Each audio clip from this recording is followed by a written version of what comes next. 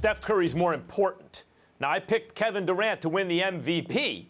I think he'll put up the biggest numbers. But Steph Curry is more important. And sometimes fans, I think, especially, and even players, get confused because the player who racks up the counting numbers, or at least the numbers that we count, rebounds, points, assists, whatever it is, especially points, we tend to think of them as having the better series or being the better player.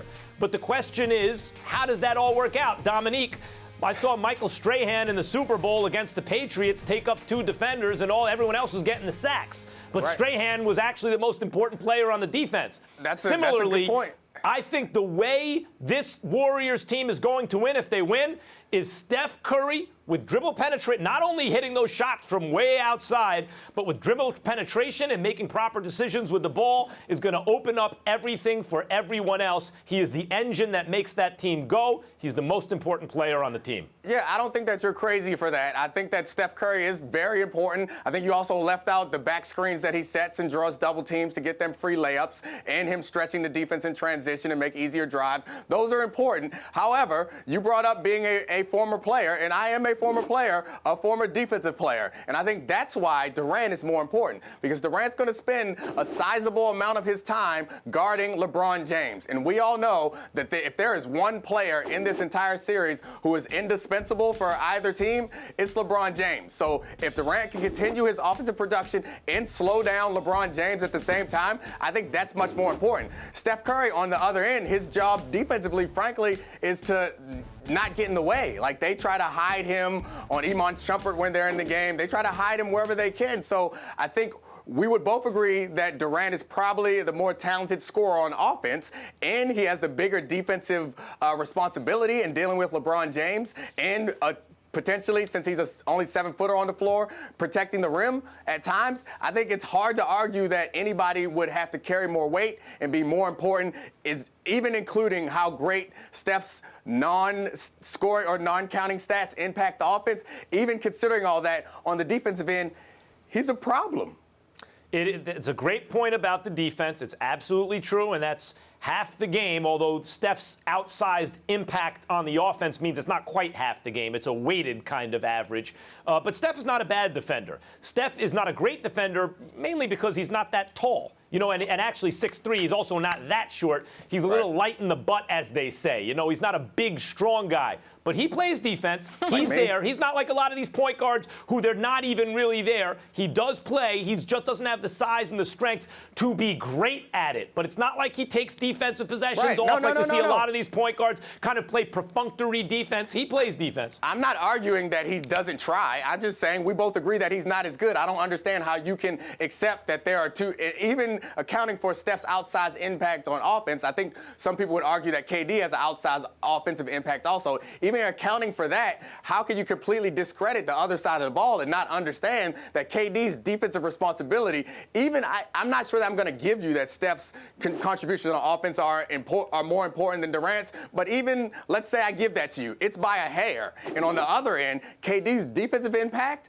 is, leaps and bounds more significant. Yeah, it's leaps and bounds more significant and important, especially given the fact they guard LeBron James. So I think it's pretty easy to say that he's most important, unless Steph's going to do something that he's going to score 60 points a game or suddenly be able to strap up Kyrie Irving, which nobody can.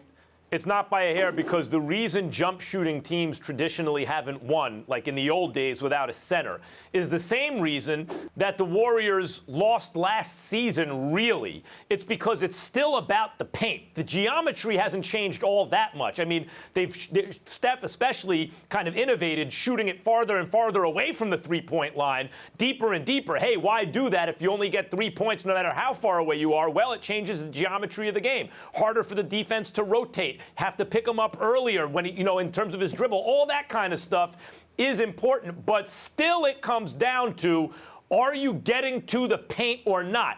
And if Steph isn't getting to the paint off the dribble, the Warriors have to get lucky to win. And by the way, they stack the deck in their favor because they can all shoot. But either that happens or it doesn't, and they don't have another ball handler who can do that consistently. That's Steph. What you're describing is Steph getting penetration, which causes for a defensive rotation, which gives them numbers advantage. I think that's very important, and that makes their offense hum to some degree. But Kevin Durant has multiple ways. He can penetrate and get a numbers advantage. He can also post up a smaller guy, draw a double team, get a numbers advantage. And KD can shoot from just as far as Steph Curry. While not nearly as consistent, he can spread the floor also. He's a better offensive player. Steph's handles. He's a better offensive player than Steph Curry. It doesn't have Steph. I disagree with that.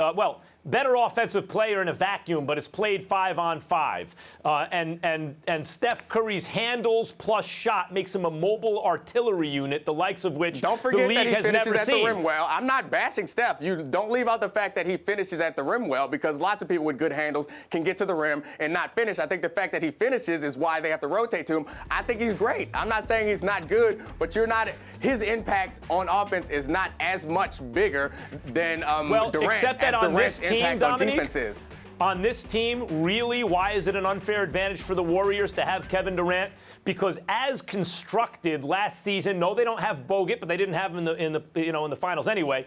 As constructed last season and in the last couple seasons, the death lineup, right? Right. Who is KD replacing? Harrison Barnes. Right. What do they actually need from KD to win the championship? Hey, KD, be a better version of Harrison Barnes. Right. And the best version of all time of Harrison Barnes is not as important as this Steph Curry. I'm glad you brought up past seasons, though, but they won the finals with Steph not having a great game, right? Without KD and with Steph not having a great series. Yeah, but that's because the Cavs didn't have anybody. How could you say that they need him to win the championship if they won the championship? Dominique, because they played a Cavs team that LeBron basically got slaughtered with against the Spurs years ago. They played a Cavs team without Kyrie, without Kevin Love. Sure, Steph Curry can be less than the best version of himself, and you win. By the way, it took him 6 games to win. But you are only facing LeBron. You didn't have to account for anyone else.